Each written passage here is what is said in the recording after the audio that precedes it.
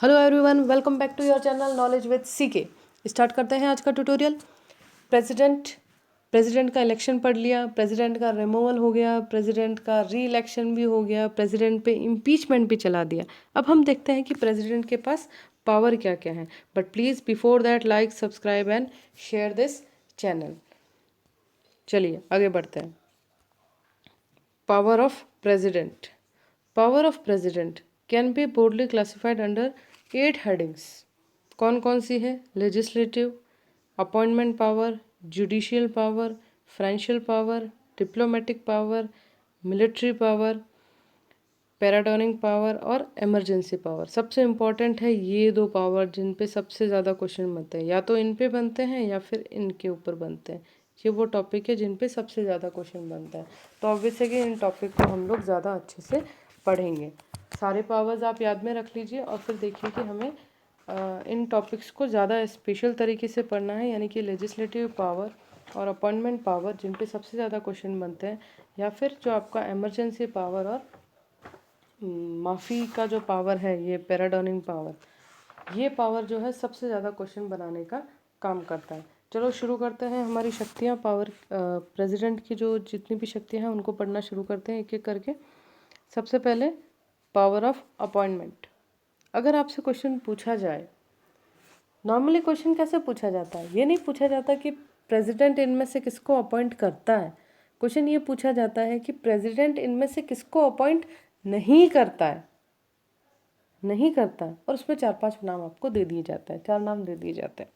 अब इनमें अगर आपके पास नाम हो प्राइम मिनिस्टर का, सीएजी का, सीजेआई का और समझ लो गवर्नर का, या गवर्नर का नहीं, देखे मैं यहाँ पे नाम देती हूँ आपको, none of these, none of this, ये मैंने ऑप्शन आपको दे दी। अगर ये ऑप्शन आपके पास है कि प्रेसिडेंट इनमें से किसको अपॉइंट नहीं करता है, प्राइम मिनिस्टर को, सीएजी को, सीजीआई को, या नन ऑफ दीज, तो आपका दिमाग सबसे पहले कहाँ जाएगा? यहाँ जाएगा। और आपको क्या लगेगा? बड़े कॉन्फिडेंस के साथ आप कहेंगे कि यार प्राइम मिनिस्टर को तो हम चुनते हैं भाई, हम वोट दे के आते हैं बाकायदा, तो अगर हम वोट देते हैं तो प्रेसिडेंट इनको तो अपॉइंट कर नहीं सकता। लेकिन यहाँ पर ये गलत हो जाएगा। क्यों गलत हो जाएगा? देखिए इसको क्या कह रहा है ये कह रहा है कि पावर ऑफ अपॉइंटमेंट में प्रेसिडेंट किस किस को अपॉइंट करता है? प्राइम मिनिस्टर ऑफ इंडिया को अपॉइंट करता है, अटॉर्नी जनरल को अपॉइंट करता है, सीएजी को करता है, सीजेआई और हाई कोर्ट के जजेस को करता है। ये नाम बड़े अच्छे से ध्यान में रखिएगा, सबसे ज़्यादा कंफ्यूज करने वाले नाम है ये। गवर्नर को करता है, ये तो आपको वैसे भी याद रहता है। हाई कोर्ट में हम कई बार कंफ्यूज हो जाते हैं, हमें लगता है हाई कोर्ट का काम तो गवर्नर करता होगा, लेकिन यहाँ पे भी ये कौन कर रहे हैं? प्रेसिडेंट महोदय ही कर रहे हैं। फाइनेंस कमिश्नर और इसके मेंबर, यूपीएससी जो संघ लोक सेवा आयोग है, उसके जो हेड हैं, उसके कमिश्नर हैं उनको, और किसको? चीफ इलेक्शन कमिश्नर और इसके मेंबर को, और चेयरमैन और member of SC and ST of commissions. ये जो कुछ आयोग हैं, जैसे ये आयोग है आपका इलेक्शन कमीशन वाला, एसटी एससी वाला आयोग है, या यूपीएससी है, इनके जो हेड हैं इनको भी अपॉइंट करने का काम कौन करता है? प्रेसिडेंट महोदय करता है। अब क्वेश्चन यहाँ पे ये भी बना देते हैं कि इनका रिमूवल कौन करता है भाई? इनमें से किसका रिमूवल प्रेसिडेंट नहीं करता है या प्रेसिडेंट करता है? तो आप एक बात दिमाग में बिठा लीजिए कि जिनका अपॉइंटमेंट प्रेसिडेंट करेंगे उनका रिमूवल भी कौन करेंगे? प्रेसिडेंट महोदय ही करेंगे। इनको इनके पद से हटाने का काम कौन करेगा? प्रेसिडेंट ही करेगा, कोई थर्ड पर्सन नहीं करेगा। लेकिन ये जितनी भी प्रक्रिया होती है, ये सारी किसके सहयोग से होती है? काउंसिल ऑफ मिनिस्टर के सहयोग से होती है, ये कह दूँ मैं, या फिर एक तरह से कह दूँ मैं, पार्लियामेंट का इसमें पूरा पूरा रोल रहता है। अकेले प्रेसिडेंट महोदय कुछ नहीं करता है, मैं आपको पहले भी कह चुकी हूँ, प्रेसिडेंट महोदय सिर्फ सिग्नेचर अथॉरिटी हैं और कुछ भी नहीं। काम सारा इनके नाम पर ही होता है, लेकिन काम करते ये किसी के रिकमेंडेशन से हैं, और वो रिकमेंडेशन कहाँ से आता है? या तो COM यानी कि काउंसिल ऑफ मिनिस्टर्स से आता है, या फिर आपका कहाँ से आता है? पार्लियामेंट से आता है। पार्लियामेंट कह दूँ, पार्लियामेंट में ही तो आपके COM बैठते हैं, तो ये चीज़ें आपको ध्यान में रखनी। इस वर्ड पे थोड़ा ध्यान दे दीजिए। प्राइम मिनिस्टर, आपको अभी भी लग रहा होगा कि प्राइम मिनिस्टर का तो चुनाव होता है जी, हम खुद वोट दे के आते हैं, मोदी जी को हमने खुद चुना है। लेकिन साहब, आपने मोदी जी को प्राइम मिनिस्टर नहीं चुना, आप वोट देकर प्राइम मिनिस्टर को नहीं आए, आपने वोटिंग प्राइम मिनिस्टर के लिए नहीं की, आपने वोटिंग किसके लिए की? लोकसभा के मेंबर्स के लिए की। चुनाव हुआ था सांसदों का, एमपीज़ का, मेंबर ऑफ पार्लियामेंट का चुनाव हुआ था, लोकसभा के सदस्यों का। आपने अगर सुना हो, अच्छे से ध्यान भी दिया हो, तो लिखा हुआ होता है लोकसभा चुनाव, लोकसभा चुनाव। कभी ये लिखा हुआ नहीं होता कि प्राइम मिनिस्टर का चुनाव हो रहा है। चुनाव लोकसभा का ही होता है, और लोकसभा के चुनाव में जो पार्टी मेजॉरिटी में आती है वो अपना एक नेता चुनती है और राष्ट्रपति को ये सजेस्ट करती है, रिकमेंडेशन देती है, सिफारिश करती है, सजेस्ट नहीं कहूँगी मैं, सिफारिश कहूँगी, कि सिफारिश करती है कि ये है हमारा नेता, इसे बना दो क्या प्राइम मिनिस्टर। और तब प्रेसिडेंट महोदय क्या करते हैं? प्राइम मिनिस्टर को अपॉइंट करते हैं। क्या करते हैं? अपॉइंट करते हैं, यानी कि क्या करते हैं? नियुक्त करते हैं। ये वर्ड बड़े अलग अलग हैं। नियुक्ति, निर्वाचित, निर्वाचित और मनोनीत, मनोनीत, अपॉइंटमेंट, इलेक्शन और नॉमिनेशन। ये सारे वर्ड अलग अलग है भाई, इनको मिक्स नहीं करना है। तो प्रेसिडेंट महोदय का सब में कहीं ना कहीं कोई ना कोई कंट्रीब्यूशन है। इसलिए मैंने आपसे कहा कि प्रेसिडेंट सबसे इम्पॉर्टेंट टॉपिक है, इसमें से क्वेश्चन आता ही आता है, 100% एक क्वेश्चन आता ही आता है। और वो क्वेश्चन ज़्यादातर इसी तरीके के आता है, स्टेटमेंट बेस्ड, जिनमें नहीं वाले क्वेश्चन ज़्यादा बनते हैं कि कौन सा काम प्रेसिडेंट महोदय नहीं करते हैं। करते तो बहुत सारे हैं, जो नहीं करते हैं वो ज़्यादा इंपॉर्टेंट बन जाता है। तो आपको ध्यान में रखना है कि कौन कौन सा काम इनके अंडर में हो रहा है। तो ये सारे अपॉइंटमेंट कौन करेंगे? प्रेसिडेंट महोदय करेंगे। और प्रेसिडेंट महोदय अगर अपॉइंटमेंट दे रहे हैं तो ऑब्वियस है कि ये इनके रिमूवल का काम भी कौन करेगा? प्रेसिडेंट महोदय ही करेंगे। अब देख लेते हैं इनके लेजिस्लेटिव पावर, वो कौन कौन सी है। तो लेजिस्लेटिव पावर में आते हैं, पहला तो क्या है? समन जारी करने का। The house of parliament at least twice a year, मतलब एक साल में 2 बार जो है इनको सम्मन जारी करना होता है। किसके लिए? लोकसभा के लिए। ठीक है, सम्मन जारी करने का काम कौन करते हैं? प्रेसिडेंट महोदय करते हैं।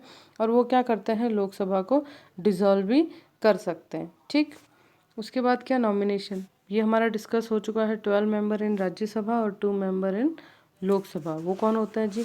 एंग्लो इंडियन होते हैं। ठीक, फिर क्या है? मे एड्रेस इधर हाउस सेपरेटली और जॉइंटली। जेपीसी, ये वर्ड काफ़ी सुना होगा, joint parliament committee. Joint parliament committee article 108 इसके बारे में बात करता है, और ये कहता है कि कोई ऐसा इश्यू हो जिस पे सहमति नहीं बन पा रही है, या वो इश्यू बार बार बिल लाए जा रहे हैं और नहीं हो पा रहा है, मेंबर खुद चाहते हैं कि क्या करें, राज्यसभा और लोकसभा साथ में बैठ जाएं और फिर डिसाइड करें, यानी कि दोनों हाउस एक साथ बैठे और फिर वो बिल पास हो जाए। ऐसा हो सकता है क्या? तो बिल्कुल ऐसा प्रावधान किया गया है कॉन्स्टिट्यूशन में आर्टिकल 108 में, कि प्रेसिडेंट महोदय क्या करते हैं? जेपीसी का आह्वान करते हैं कि वह जॉइंट पार्लियामेंट जेपीसी बिठाई जाए, जॉइंट पार्लियामेंट कमेटी। आपको पता हो तो राहुल गांधी ने राफेल मुद्दे पर इसकी बहुत मांग की थी कि राफेल मुद्दे पे जेपीसी को बिठाया जाए और फिर डिसाइड किया जाए कि क्या सही है और क्या नहीं है। इसकी मनी को लेकर जो पंगा हुआ था, जो कभी बार बार रेट चेंज हो रही थी राहुल गांधी के द्वारा, उस रेट को लेकर ही वो चाहते थे कि क्या बिठाई जाए? जेपीसी बिठाई जाए और ये डिसाइड किया जाए कि मोदी जी जो काम कर रहे हैं वो सही कर रहे हैं कि नहीं कर रहे हैं। ठीक है, तो ये जेपीसी जो बुलाने का काम करते हैं वो कौन करते हैं? प्रेसिडेंट महोदय करते हैं। और जेपीसी की अध्यक्षता कौन करता है? जॉइंट पार्लियामेंट कमेटी की लोकसभा का स्पीकर करता है। ये ध्यान में रखना, ये क्वेश्चन भी एक बार पूछा जा चुका है। जेपीसी बुलाने का काम तो प्रेसिडेंट महोदय करते हैं, आह्वान प्रेसिडेंट महोदय ही करेंगे। मैंने कहा ना, काम जो कुछ भी होगा वो सारा किसके नाम से होगा? राष्ट्रपति महोदय के नाम से ही होगा। एक्चुअल पावर किसी और के पास है, सिग्नेचर अथॉरिटी, काम सारे इन्हीं के नाम पे होते हैं। भाई सब काम प्रेसिडेंट ने किया, लेकिन करता कोई और ही है। तो यहाँ पे भी स्पीकर महोदय क्या करेंगे? इस जेपीसी को, जो इसकी अध्यक्षता है वो कौन करेंगे? लोकसभा के स्पीकर करेंगे। Every bill pass by parliament must receive presidential. ठीक है, कोई भी बिल अगर पास होता है तो वो पास होने से पहले कहाँ आता है? प्रेसिडेंट के पास आता है सिग्नेचर अथॉरिटी के लिए। लोकसभा या राज्यसभा जो भी इनिशिएट लेगी वो पास करेगी, सेकंड हाउस में भेजेगी, वहाँ से पास होने के बाद किसके पास आएगा? पार्लियामेंट के पास आएगा। यही तो लेजिस्लेचर का कंसेप्ट है, जो मैंने आपको बताया था कि लेजिस्लेचर आर्टिकल 79 के थ्रू जो बनी है, जो कहती है कि president plus Lok Sabha plus Rajya Sabha ये तीनों मिलकर अगर किसी बिल को पास करेंगे तो वही इम्प्लीमेंशन के लिए किसके पास जाएगा? एग्जीक्यूटिव के पास जाएगा, यानी कि देश में उसे लागू करने के लिए एग्जीक्यूटिव के पास, कार्यपालिका के पास भेजा जाएगा। लेकिन कानून बनाने का काम विधायिका, जिसे आप लेजिस्लेटिव कहते हैं, वो कौन करेंगे? ये तीनों मिलकर करेंगे। ठीक। If the bill is passed again with और without the amendment, president is bound to give assent. इस पर एक छोटी सी चीज़ रह गई। चीज़ ये रह गई कि मान लो दोनों बिल जो है दोनों हाउस से पास हो गए, लोकसभा से भी और राज्यसभा से भी, फिर ये किसके पास जा रहे हैं? प्रेसिडेंट महोदय के पास जा रहे हैं। तो यहाँ प्रेसिडेंट महोदय क्या करते हैं? अगर उनको नहीं पसंद आ रहा है, बिल नहीं जच रहा है, तो वो अमेंडमेंट के लिए किसके पास भेजेंगे? वापस इन हाउसेस के पास भेज देंगे। लेकिन अगर ये हाउस वापस भेज दे कि नहीं साहब, हमें अमेंडमेंट नहीं करना, इस बिल को पास करो, तो प्रेसिडेंट महोदय को क्या करना पड़ेगा? बिल पास करना पड़ेगा। यहाँ पर मैं एक चीज़ आपको क्लियर कर दूँ, प्रेसिडेंट के पास एक पावर होता है वीटो पावर। देखो, प्रेसिडेंट मना नहीं कर सकता, मनी बिल को छोड़ देना, ये बात जो मैं कह रही हूँ मनी बिल के एवज में नहीं कह रही हूँ, ये बिल थोड़ा सा अलग है। इसके अलावा जो बिल होते हैं जब प्रेसिडेंट के पास जाते हैं तो प्रेसिडेंट के पास एक तो ये तरीका है कि वो क्या करे, इसको अमेंडमेंट के लिए वापस भेजे। ठीक है, अमेंडमेंट के लिए गया, उनको पसंद आया तो ठीक, नहीं पसंद आया तो जब वो वापस रिटर्न होके आएगा तो प्रेसिडेंट महोदय को पास करना ही पड़ेगा। ठीक। दूसरा क्या है? दूसरा यह है कि प्रेसिडेंट महोदय चाहें तो इसको अपने जेब में रख सकते हैं। जी हाँ, जेब में, और इसको जेबी वीटो ही कहा जाता है। जेबी पावर या जेबी वीटो पावर कहा जाता है इसे। यानी कि वो क्या करते हैं? Pocket power. वो क्या करते हैं कि अपने पास रख लेते हैं, ना हाँ कहता है ना ना कहता है। ऐसा हुआ है क्या? बिल्कुल हुआ है जी। डिस्कस करेंगे आगे हम इसको कि ऐसा कब हुआ है, ये बताएंगे आपको कि ऐसा कब हुआ और किसने किया था। ऐसा हो चुका है कि बिल दोनों हाउस से पास हुआ और फिर गया प्रेसिडेंट के पास, प्रेसिडेंट ने ना हाँ कहा ना ना कहा, अपनी जेब में रख लिया, बस। अब वो बिल पास नहीं हो सकता अगर उनके पास पड़ा है तो। ठीक है ना? तो ये चीज़ मैं आगे डिस्कस करूँगी। फ़िलहाल के लिए हम इतना ही कर रहे हैं। आज की डेट में हम यही कर रहे हैं कि अपॉइंटमेंट का पावर और लेजिस्लेटिव का पावर कर रहे हैं। आगे वाले वीडियोज़ में हम दूसरे पावर को डिस्कस करेंगे। Thank you and have a wonderful time ahead.